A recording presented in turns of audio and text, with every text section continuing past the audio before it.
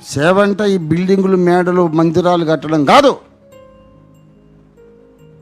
ప్రభువైన యేసును శాశ్వతమైన ప్రేమతో ప్రేమించిన యోబులాగా, ప్రభువైన యేసును శాశ్వతమైన ఆర్పజాలని జ్వాల వంటి ప్రేమతో ప్రేమించినటువంటి పౌలులాగా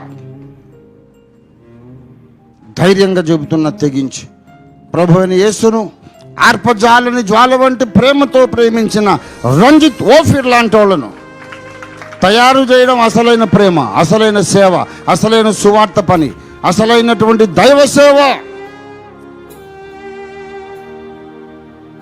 పెద్ద గుడి కట్టానని చెప్పుకుంటున్నావు, యోబుల్ని ఎంతమందిని తయారు చేసావురా నువ్వు? ఇర్మియాలను ఎంతమందిని చేసావు? పెద్ద గుడి కట్టావు. నువ్వు కట్టినటువంటి గుడిలో 10,000 మంది, 20,000 మంది ఉన్నారు. అందులో శద్రకు, మేషాకు, అబేద్నెగోలు ఎంతమంది? అగ్నిగుండంలో పడి కాలిపోనైనా పోతాం, కానీ మేము మాత్రం ఆ ప్రతిమకు మొక్కం.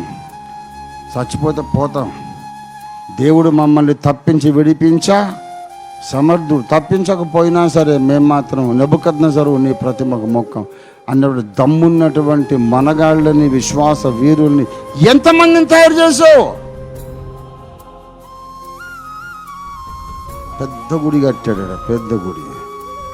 అబద్ధ క్రీస్తు వచ్చిన తర్వాత మహాశ్రమలు రాగానే తెలిసిపోద్ది అప్పుడు ఎవడరని ఏంటో.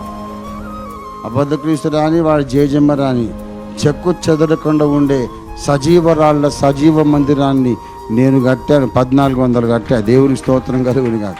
ఏ హై అసలీ మినిస్ట్రీ, ఏ హై అసలీ సేవకాయి హై.